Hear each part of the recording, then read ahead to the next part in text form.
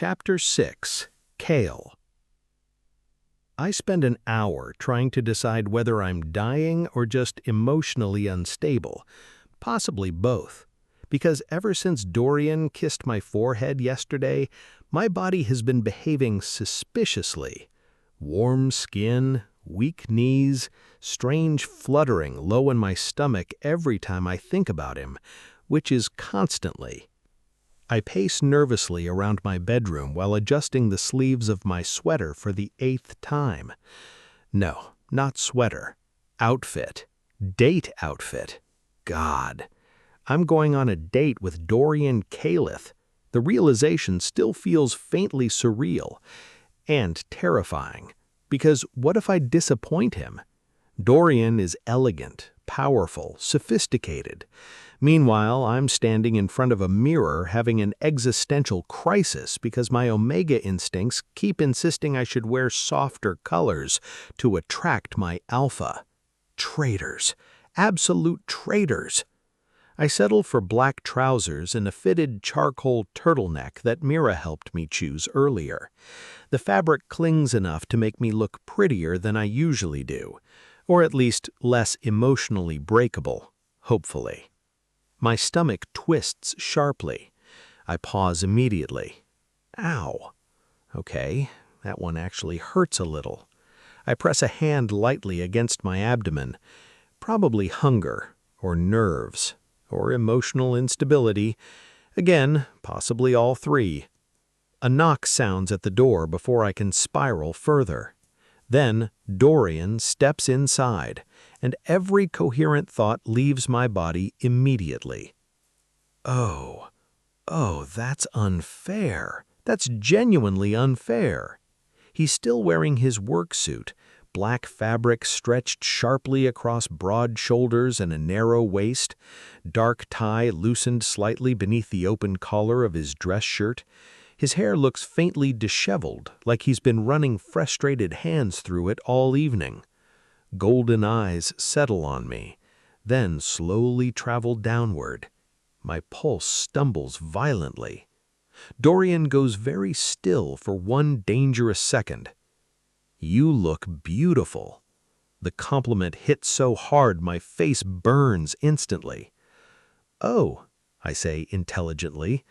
Wonderful response. A true conversational talent. Dorian's mouth curves slightly. "You're blushing." "I'm devastatingly handsome," I reply immediately. I think my body reacted in self-defense. That earns a soft laugh. Dorian crosses the room slowly until he's standing directly in front of me, close enough that his scent wraps around me instantly. Smoke. Amber. Alpha. My Omega instincts immediately light up like a building catching fire. Oh no, I want to climb him emotionally. Again. Dorian adjusts the collar of my turtleneck carefully, fingers brushing lightly against my throat. The tiny touch sends heat spiraling through my body so fast, my knees nearly weaken. Interesting. Concerning. "You all right?" he murmurs quietly. "Yes," I lie immediately. Dorian's brows lift slightly. "You answered too quickly." "I'm committed to dishonesty." His thumb brushes once beneath my jaw. "You're nervous."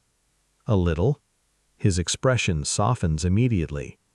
"You don't need to impress me tonight, Kael." That somehow makes it worse, because now I want to impress him more. Dorian offers me his hand, and for some reason that tiny gesture nearly undoes me. No alpha has ever treated me this gently before, like I'm something precious instead of merely desirable. I place my hand in his. Dorian's fingers close warmly around me. Then he leads me downstairs. The black car waiting outside gleams beneath city lights, while cool evening air brushes against my overheated skin. Still warm, still strange. Maybe I'm getting sick. That would be deeply inconvenient timing. Dorian helps me into the car first before sliding in beside me. And because apparently my Omega instincts have abandoned all dignity permanently, I immediately scoot closer to him. Dorian notices. But instead of commenting, he simply rests one large hand against my thigh for the entire drive downtown, like he understands I need grounding. The rooftop restaurant glows above the city skyline like something out of a dream. Soft golden lighting spills across polished black floors, while music hums quietly through the open-air dining space. Glass walls overlook endless glittering buildings beneath the night sky. Everything smells expensive. Dorian laughs softly under his breath while guiding me inside. The hostess immediately straightens. "Alpha Kaeleth, your table is prepared." Of course it is. Dorian probably owns the moon, too. He leads me toward a private table near the edge of the rooftop overlooking the skyline. Then, he pulls my chair out for me. I stop, blink. "Oh," I say softly. Dorian pauses slightly. "What?" "You're—" I sit slowly, still staring at him. "You're very attentive." Something unreadable flickers briefly across his face, then smooths away again. Then softly, "Tell me about your childhood." I blink. "My childhood? You said before that you're a hopeless romantic." Oh no. Humiliation topic. Excellent. I sink slightly lower in my chair. Dorian watches me patiently. Actually patiently, like he genuinely wants the answer. I hesitate briefly. I think Omegas are raised on stories. What kind of stories? I glance down at my hands. Stories about love, mates, soul bonds, devotion. I laugh weakly. Fairy tales, basically. Dorian stays quiet, listening, not interrupting. That was probably my downfall, I admit softly. I always build illusions around alphas. I think they'll become the Prince Charming of my story. The city lights blur faintly beyond the glass walls. And then, I'm usually wrong. The words leave quieter than intended. Dorian reaches across the table immediately. His large hand settles gently over mine. Warm. Steady. "That isn't your fault." I blink up at him. "My optimism?" "Yes." His thumb brushes lightly across my knuckles. "Believing in love is not a flaw, Kael." Something painful tightens unexpectedly in my chest. "I picked the wrong people." "That's also not a flaw." His golden gaze holds mine steadily. "You remain soft in a world that rewards cruelty. I think that says something good about you." Heat rushes instantly into my face. God, nobody should be allowed to speak to Omegas like this. It causes emotional damage. "You're amazing," I whisper before I can stop myself. Dorian stills slightly. "I mean it," I continue quickly. "You're kind and patient and—" My throat tightens faintly. "I feel lucky to be here with you tonight." For one quiet second, Dorian just looks at me, which is fortunate because my body suddenly feels strange again. Sharp cramps twist low in my stomach hard enough that I nearly flinched. Ow! I hide it quickly by reaching for my water. Probably hunger. Definitely hunger. Dorian notices anyway. Of course he does. "You all right?" "Yes," I say immediately. Too quickly, again. Dorian's eyes narrow slightly, but I force myself to smile. I'm just starving. That part, at least, is true. The first bite of food nearly makes me emotional. "Oh my God," I whisper. Dorian watches me carefully. "You like it?" "I would commit crimes for this pasta." That's reassuring. I'm serious. I'd become dangerous. His mouth curves slowly, and suddenly we're laughing quietly together while city lights shimmer around us. The conversation flows strangely easily afterward. I tease him about his terrifying business reputation. He informs me I'm dramatically overestimating his villainy. "You threatened a councilman last week. He was annoying. That's not legal justification." "It should be." I laugh again, soft, real, and suddenly I realize something. I haven't thought about Lucian once tonight, not once. The realization hits hard enough that I go still briefly. Dorian notices immediately. "What?" I stare at him quietly, then admit, "You made me laugh again." Something shifts in his expression instantly. Softer, warmer. The restaurant noise fades strangely around us. "I forgot about him tonight," I whisper. Dorian's hand tightens gently over mine. "You deserve to." The eye contact lingers too long afterward, or maybe not long enough, because suddenly I'm painfully aware of everything. The warmth of Dorian's hand, the deep sound of his voice, the way his scent wraps around me stronger every time he leans closer. Need crashes through me so sharply my breath catches. My stomach twists again, harder this time. Not pain exactly, ache, longing. My skin feels unbearably hot now, too hot. Dorian's expression changes instantly. The warmth leaves his face, replaced with something tense, sharp. "Kael." The way he says my name sends heat flooding through my entire body. My breathing feels strange suddenly. "I don't feel very good." Dorian goes completely still, then inhales sharply. "Oh. Oh no. No, no, no." Dorian's jaw tightens. "You're going into heat." Horror crashes through me instantly. "No." The word comes out broken. "Not here. Not during our first date. Not like this." Dorian rises immediately. Then, before I can process what's happening, he gathers me into his arms. One arm beneath my knees, the other around my back, like I weigh nothing. I clutch instinctively at his shoulders while the restaurant blurs around me in humiliation and heat. "I'm sorry," I whisper shakily as he carries me quickly toward the exit. "I ruined everything." Dorian looks genuinely startled. "You think this ruins anything?" "I went into heat on our first date." "That sounds more inconvenient than tragic." I bury my burning face against his neck. "I wanted tonight to be perfect." Dorian stops briefly near the elevator, then gently kisses my forehead again. Warm, tender, devastating.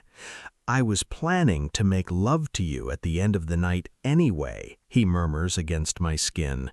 My entire body floods with heat instantly. "Dorian!" His mouth curves slightly. "Now you're simply more willing." I make a soft, embarrassed noise and hide my face against him harder.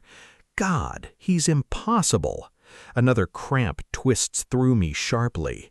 Need pulses hot and aching through every nerve now. My omega instincts claw desperately toward the scent surrounding me. Mine, mine, mine. "I need you," I whisper shakily into his ear. Dorian's hold tightens immediately. "I know." His voice drops lower, protective, possessive. "And I'll give you everything you need." The words wrap around me warmer than the heat itself.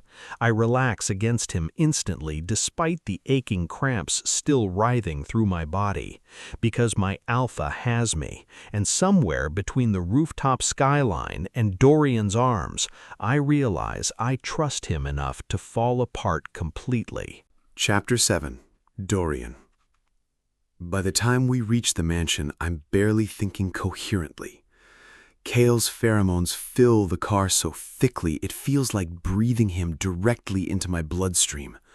Warm amber, honeyed omega sweetness, need. Every instinct inside me is sharpened raw by it. Protect, touch, claim, mine. The word pulses through my alpha instincts relentlessly, while Kael trembles in my arms in the back seat, flushed cheeks pressed against my throat. "I'm sorry," he whispers again, weakly. I tighten my hold on him immediately. "If you apologize one more time," I murmur against his hair, "I'm banning the word permanently." Kael makes a soft, embarrassed sound. Then another cramp hits him. I feel it ripple through his body instantly. His fingers clutch hard at my jacket, while a tiny, broken whine escapes him. Something possessive and violent tears through my chest. I need to take care of him, now. The second the car stops, I carry him straight inside. Staff members wisely disappear the moment they scent the air. Good, because right now my control feels dangerously thin. Kael is burning up in my arms. His scent clings to my skin, my lungs, my thoughts. By the time I push open the bedroom door, my own alpha instincts are practically feral. I lower him carefully onto the massive bed. Kael immediately curls inward with a soft, distressed sound. "Dorian!" I'm here. The words leave rougher than intended. I loosen my tie quickly before kneeling beside him. Kael's fingers fumble weakly at his turtleneck. Too warm. His body is overheating rapidly. "Easy," I murmur. I help him sit up slightly before carefully unbuttoning the collar and pushing the soft fabric down his shoulders enough to cool him. His skin is flushed gold beneath the dim lighting. Beautiful. Christ. I force myself to stand. "Water," I say, more to myself than him, because if I stay touching him another second, I might lose every remaining ounce of restraint. I return quickly with a glass. Kael is half buried beneath blankets now, nesting. The sight hits my instincts so hard I actually stop moving. He's gathered pillows around himself in a loose circle, clutching one tightly against his chest while making small, distressed noises under his breath. Omega instinct. Vulnerable, seeking comfort. And somehow he still looks unbearably beautiful doing it. Kael looks up the second he scents me again. Relief floods his expression instantly. "Dorian!" The way he says my name nearly ruins me. I kneel beside the bed carefully. "You need water first." Kael shakes his head weakly. "No, I know what you need." His breath catches. Mine almost does too. I slide one arm carefully around his waist and pull him upright enough to press the glass gently into his hands. "Drink for me." Kael obeys immediately. Watching him swallow while flushed and trembling in my arms should not affect me this much. But every soft sound he makes goes straight through my restraint. The second he finishes half the glass, he leans into me desperately, seeking, trusting, mine. I set the water aside quickly before my instincts completely overwhelm me. Then I pull him fully into my arms. Kael melts against me instantly with a soft, broken sound. Oh. I bury my face briefly against his hair. Dangerous mistake. His scent crashes through me so hard, my control snaps sharply at the edges. Kael tilts his head upward instinctively, and I kiss him, finally. His mouth opens beneath mine immediately with a soft, desperate moan that nearly destroys me. Warm, sweet, needy. I kiss him slowly at first, trying to maintain some level of restraint, despite the way his pheromones are driving my alpha instincts insane. Kael has no such restraint. His hands clutch at my shirt while he presses impossibly closer, kissing me back with soft, hungry desperation that feels heartbreakingly trusting. I slide one hand gently beneath his shirt. His entire body arches instantly into the touch. "Dorian, I've got you," I murmur against his mouth. "I'll take care of your body during heat." Kael makes another soft crying sound, not distressed, relieved. Like he needed to hear that. I kiss him again, slower this time, savoring the warmth of his mouth while my hand strokes carefully along the heated skin of his waist. Every touch pulls another trembling sound from him. Every sound drags me closer to losing control completely, but I force myself to stay gentle, patient. Kael deserves tenderness, not instinct-driven desperation. Eventually, I pull back just enough to rest my forehead against his. His breathing shakes softly between us. "I need you," he whispers again. My chest aches violently. I know. I pull him down against the pillows carefully, surrounding him with blankets and warmth before climbing beside him. Kael immediately curls into my body instinctively. His nose brushes lightly against my throat while he breathes in my scent deeply. Comforted. Safe. The realization hits me hard enough to hurt. I wrap both arms around him tightly, and somewhere between the rain outside the windows and the Omega in my arms finally relaxing against me completely, I stop thinking clearly at all.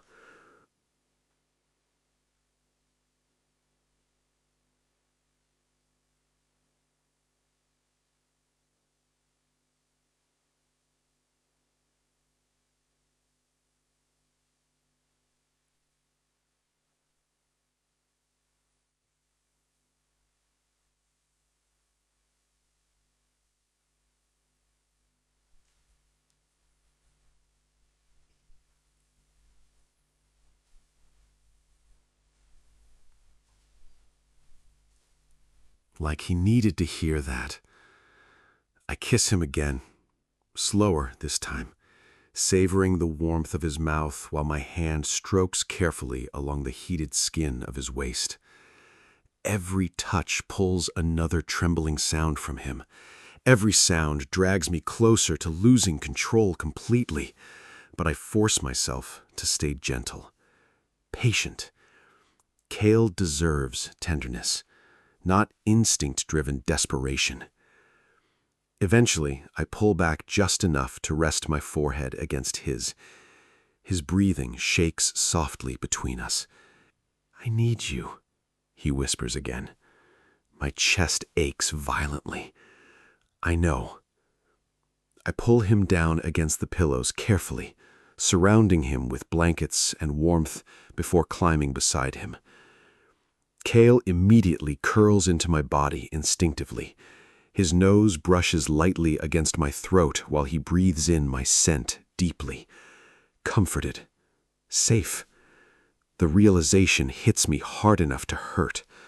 I wrap both arms around him tightly, and somewhere between the rain outside the windows and the Omega in my arms finally relaxing against me completely, I stop thinking clearly at all. That sounds like accountability avoidance. That sounds like victim blaming. I sit up carefully, still holding him loosely against me. "You need breakfast." Kael immediately flops dramatically back against the pillows. "No. You're weak from heat. I'm also comfortable. You're impossible. You're in love with me." The words leave him casually, teasing, but my entire body goes still, because, oh no, he's right. The realization hits with terrifying clarity.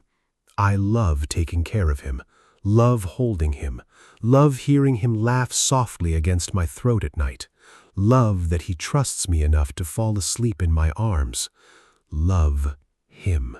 Kael notices my silence immediately. His expression shifts slowly from smug amusement to alarm. "Oh my God," he whispers, "you are." I recover just enough to arch one brow. "You sound surprised." "You're Dorian Kaelith. I assumed emotions feared you." "That's fair." Kael stares at me for another second, then smiles slowly. Warm, beautiful, dangerous to my remaining sanity. Breakfast arrives shortly afterward because this house operates like a luxury cult. Kael sits curled beside me at the dining table, wearing one of my oversized black shirts while sleepily stealing pieces of fruit off my plate. I end up feeding him half his breakfast because he keeps getting distracted mid-conversation. Eat, I tell him for the 4th time. I am eating. You're philosophizing at your pancakes. They looked emotionally reflective. I press another strawberry into his mouth before he can continue. Kael blinks at me, then smiles around the bite. Christ, I'm catastrophically in love with this Omega. By the time breakfast ends, Kael looks much healthier, softer too, more relaxed. The sight settles something deeply protective inside my chest. There's a gala tomorrow night, I say eventually. Kael looks up immediately. A gala? Yes. That sounds expensive. It is. That sounds terrifying. Also true. Kael laughs softly, then pauses when he notices I'm watching him carefully. Would you come with me? He blinks. To the gala? Yes. As my partner. Silence. Kael stares at me like I've just handed him the moon personally. Your partner, he repeats softly. I nod once. Warmth floods his entire face instantly, and suddenly he looks so happy it almost hurts to witness. I'd love to, he whispers. Something inside my chest settles permanently at the sound. Chapter 8. Kael. I decide approximately 30 seconds after arriving at the gala that wealthy people are emotionally exhausting. Everything sparkles. The ballroom stretches endlessly beneath enormous crystal chandeliers while live music drifts softly through the crowd. Alphas in tailored suits cluster around politicians and investors, speaking in low voices about markets and territory contracts. Omegas glitter in silk and jewels beneath warm golden light. Everyone here looks polished enough to belong in a luxury magazine. Meanwhile, I'm trying not to have a psychological relapse near the champagne tower. You're overthinking again, Dorian murmurs beside me. I glance up at him immediately. Big mistake, because Dorian in formal wear should honestly qualify as public endangerment. His black suit fits perfectly, sharp dark fabric hugging broad shoulders and a lean waist, while silver cufflinks glint beneath ballroom lights. His dark hair is swept back tonight, exposing the full devastating impact of his face. And somehow, he still looks at me like I'm the prettiest thing in the room, which is deeply distracting. I'm not overthinking, I lie.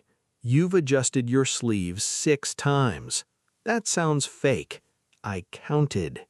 You counting things is becoming psychologically threatening. Dorian's mouth curves slightly. Warmth blooms instantly in my chest. God, I'm gone for this alpha. Completely gone.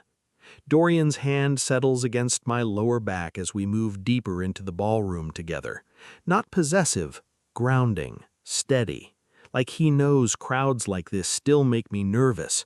Which, unfortunately, they do. Because the moment people recognize me, the whispering starts.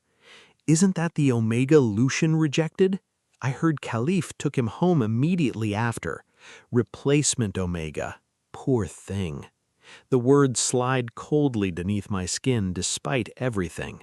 My stomach tightens painfully. Not as bad as before, but enough. Enough to remind me humiliation leaves scars even after healing starts. I keep my expression neutral anyway, or attempt to. Dorian notices instantly. Of course he does. His hand stills briefly against my back. Then the atmosphere around him changes.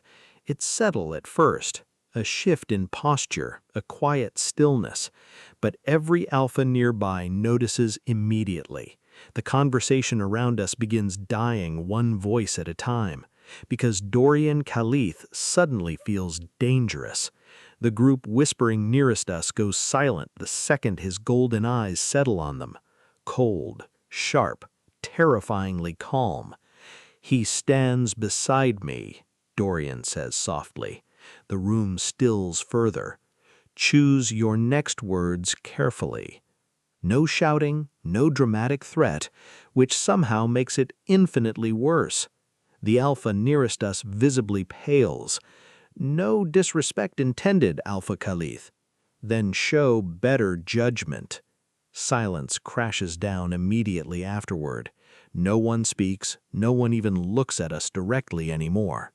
Dorian turns back towards me like he didn't just terrify half the ballroom into spiritual paralysis. "You all right?" The concern in his voice nearly undoes me, because he didn't defend me to show dominance. He defended me because someone hurt me. And suddenly I understand something. Being claimed by Dorian Khalith feels completely different than anything I imagined. Not ownership, protection, choice. Like standing beside him means someone will finally fight for me too. Emotion tightens inexorably in my chest. "I'm okay," I say softly. Dorian studies me for another second. Then his thumb brushes lightly against the small of my back. Warm, comforting. Without thinking, I shift slightly closer to him. Instinctive, automatic. Dorian notices immediately. His eyes soften. Dangerous, very dangerous for my emotional stability. The evening continues after that in strange waves of conversation and introductions. Dorian keeps me close beside him the entire time, not controlling, intentional, and every person who approaches us speaks to me respectfully afterward. Funny how basic manners suddenly appear when Dorian looks capable of ruining lives professionally.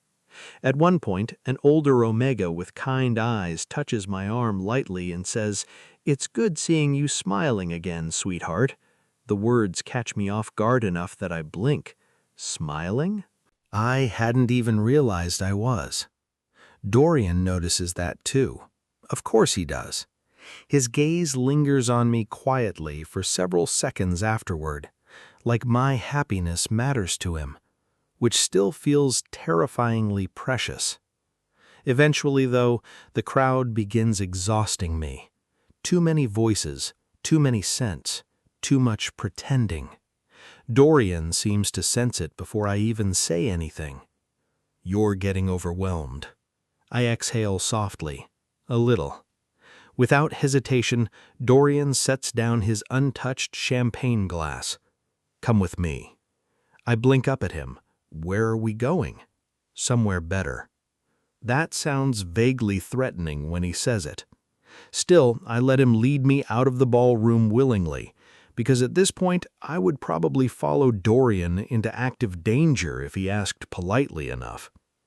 The mansion hosting the gala has an enormous private garden hidden behind the main ballroom.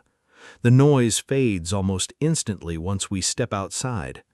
Oh, this is nice. Soft lanterns glow along stone pathways winding through hedges and flowering trees, while fountains murmur quietly somewhere deeper in the garden. Cool evening air brushes against my overheated skin gently. No crowds, no staring, no whispers, just silence. Dorian walks beside me slowly, hands tucked loosely into his pockets, while moonlight catches silver along the sharp lines of his suit.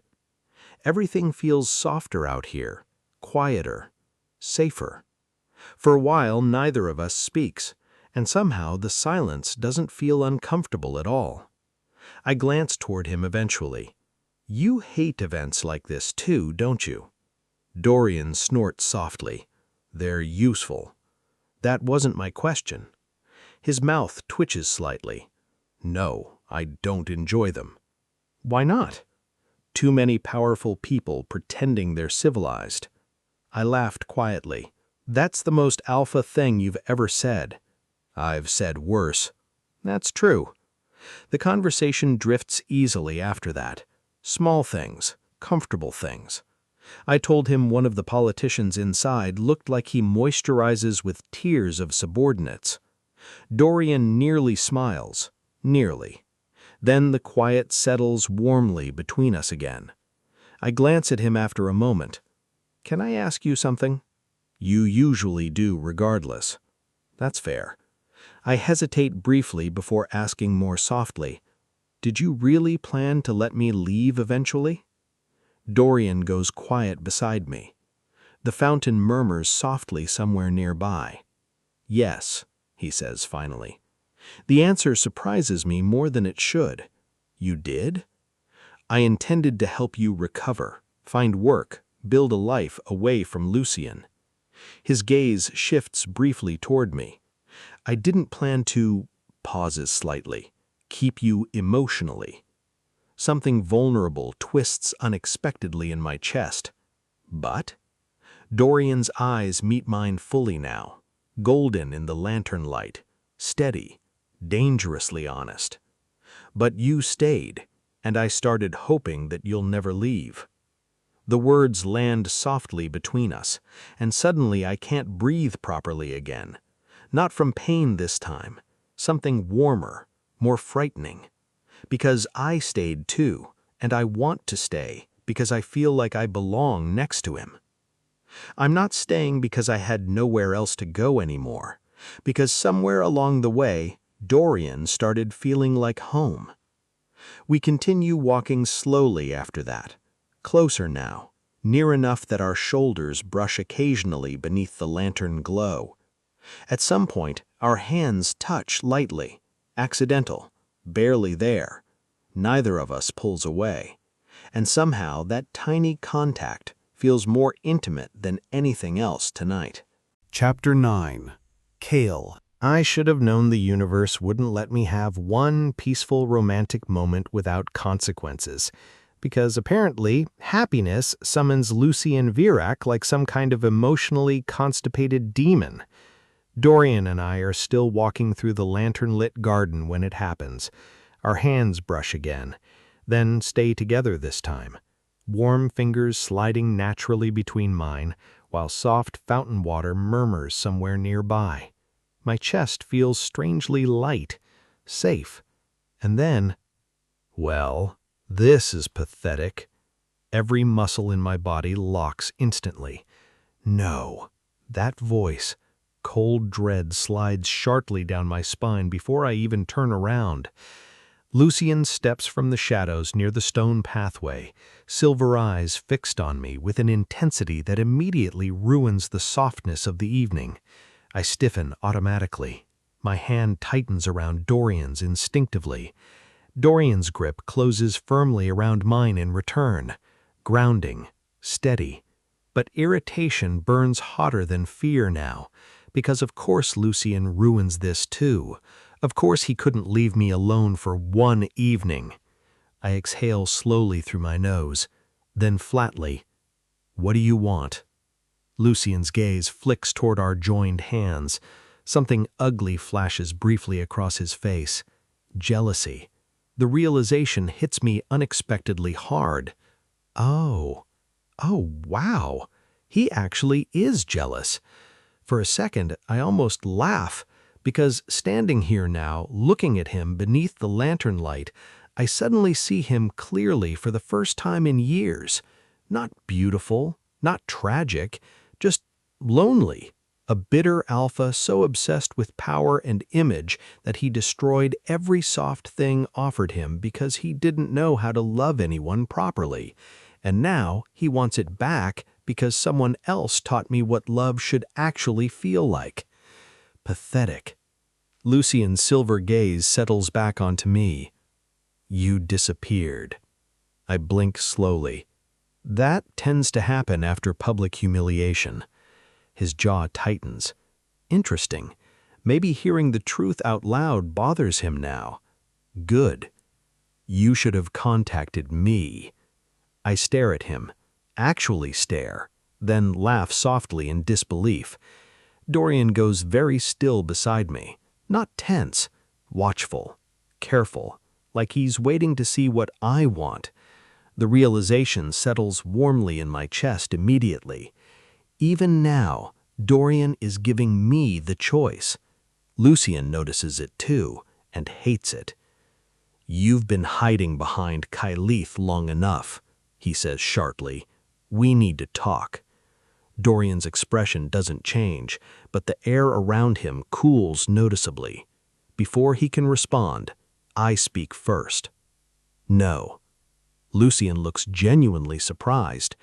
Maybe because old Kael would have followed him anywhere for scraps of affection, but old Kael died in the Grand Solstice Hall. "I'm serious," I continue. "What exactly do you think we have left to discuss?" Lucian steps closer slowly. "You're emotional right now." Oh my God! Dorian actually snorts softly beside me. Lucian ignores him entirely. "The rejection was a mistake." The words hit strangely flat. Weeks ago, they would have shattered me. Now I mostly feel tired.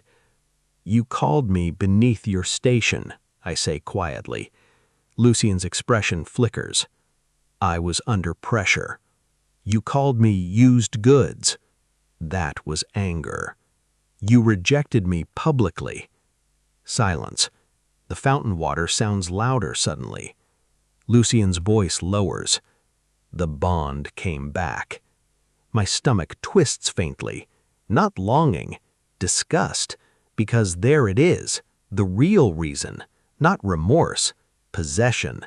He misses what the bond gave him, not me, not us. I look at him carefully, and suddenly I realize something else too. I don't love him anymore. The revelation settles so gently it almost startles me. For years, Lucian existed in my mind like a fantasy, beautiful, distant, untouchable. I built entire futures around stolen glances and imagined tenderness.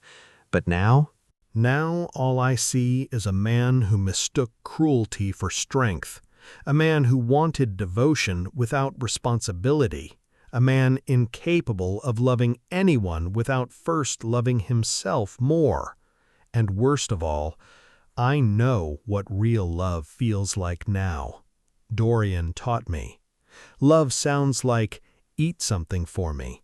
Love feels like warm hands smoothing through my hair while I fall asleep against his chest. Love looks like an alpha pulling out a chair because he cares whether I feel cherished. Lucian never loved me. He loved being wanted by me. And suddenly I can't stand looking at him anymore. "You don't want me," I say quietly. Lucian's expression hardens. "I do." "No," I shake my head slowly. "You want to win." The words land directly, because his silence afterward says enough. Dorian hasn't interrupted, hasn't controlled the conversation, hasn't demanded anything from me. He simply stands beside me like he trusts me to choose for myself.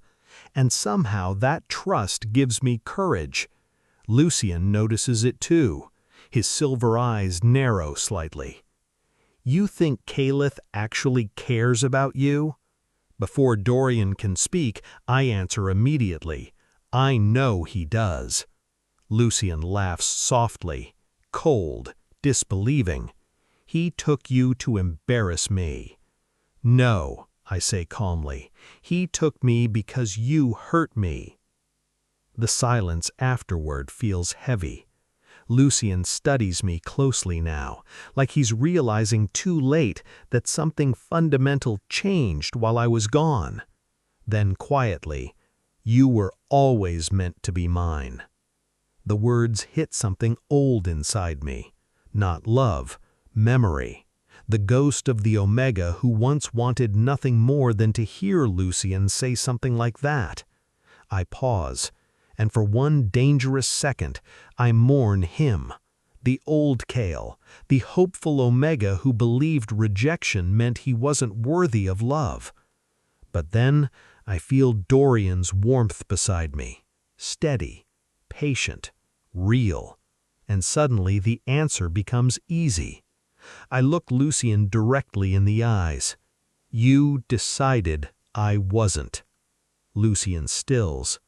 And now, I continue softly, I've decided I'm not yours either. Emotion tightens unexpectedly in my throat. Not grief, something stronger, certain, safe.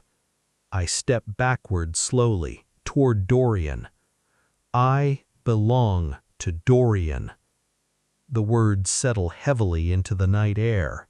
Lucian's face goes completely blank, like I struck him physically.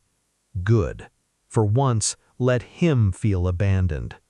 I turn away from him fully then, not because I'm weak enough to run, because I'm strong enough to leave.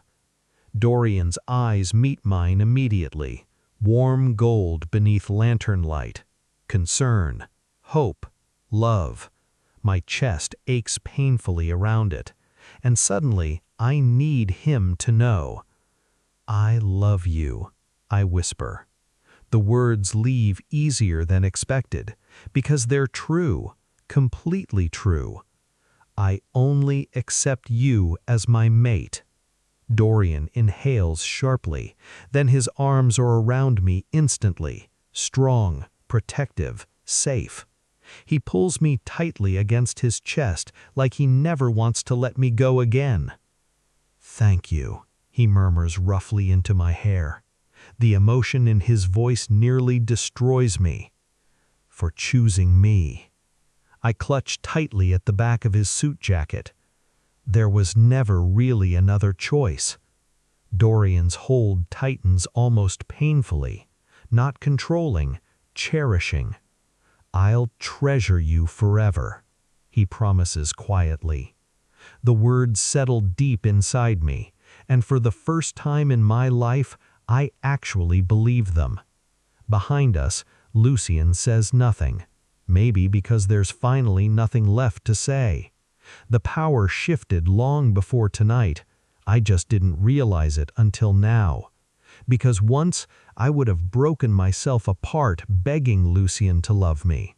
Now I stand safely in Dorian's arms, knowing exactly what real love feels like. And I finally understand. The rejection that once destroyed me led me directly to the alpha who was always capable of loving me properly. Epilogue. Dorian. 1 year later. The mansion sounds different these days. Softer, warmer, alive. A year ago, silence filled these halls like something permanent. Cold marble, empty rooms, staff speaking in hushed voices while I buried myself in work because it was easier than existing alone. Now there's laughter in the kitchen at midnight because Kael attempted to bake something romantic and nearly set a towel on fire.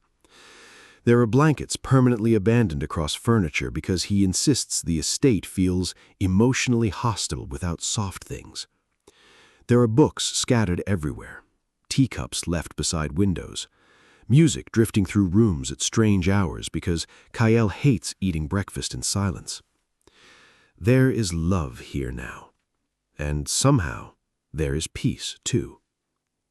Morning sunlight spills gold across the bedroom when I wake. Kael is already awake beside me. He lies tangled comfortably against my side, wearing one of my black sleep shirts, soft hair messy against the pillows while he scrolls through messages on his tablet with a deeply offended expression. I study him quietly for a moment. The Omega, who once looked terrified to take up space in this house, now sprawls across my bed like he owns it. As he should. He notices me watching him eventually. You're staring. You're beautiful. Kael sighs dramatically. It's 7 in the morning. You can't flirt this aggressively before breakfast. I pull him closer anyway. Kael immediately melts against my chest with a soft, pleased sound that still affects me embarrassingly fast after all this time. You love it, I murmur into his hair. I tolerate it for your personal growth. Liar. I kiss his forehead slowly, then his temple, then the corner of his mouth. Kael laughs quietly and finally sets the tablet aside. "Good morning." The affection in his voice still settles somewhere deep inside me every single time. "Good morning." He tilts his head up slightly. "You slept better." "I always sleep better with you here." Kael's cheeks turn faintly pink even now. Interesting. After a year together, I assumed I would eventually become immune to how adorable he is. Unfortunately, the opposite happened. Kael brushes his fingers lightly down my arm beneath the blankets. "You have a meeting today." "I do." "You also promised to spend the afternoon with me." "I did." "And I wrote it in your schedule personally, so no escaping." I narrow my eyes slightly. "You abuse organizational power. You're obsessed with me. You'll survive." "True. Deeply true." Kael stretches slowly before settling even closer against me again. "I like mornings with you," says softly. Something warm tightens in my chest instantly. "I like every part of life with you." He goes quiet after that. Not sad, Just emotional in the way he still gets sometimes when happiness catches him off guard. A year later, he still occasionally looks at me like he's surprised I stayed, so I make sure to remind him constantly. My hand slides gently through his hair. "You're thinking too loudly." Kael snorts softly. That sentence makes no sense. It does to me. He smiles against my shoulder, then quieter. "He was just thinking." His fingers tighten slightly against my chest. "I didn't know love could feel this safe." The words hit hard enough that I close my eyes briefly, because neither did I. Not really, not until him. I spent years believing love made people weak, careless, cruel. Then Kael walked into my life trembling and heartbroken, and somehow taught me that tenderness could be strength too. That being needed didn't have to feel like a burden. That home could be another person. I tip his chin upward gently. "You made this place feel alive again." Kael's expression softens immediately. "You made me feel alive again." I kiss him before he can say anything else devastating. Slow. Warm. Familiar. Kael hums softly against my mouth while his hands slide up my chest, lazily, entirely relaxed in my arms. Comfortable. Loved. Mine. Not because fate demanded it, because we chose each other anyway, and somehow that makes it feel infinitely more real.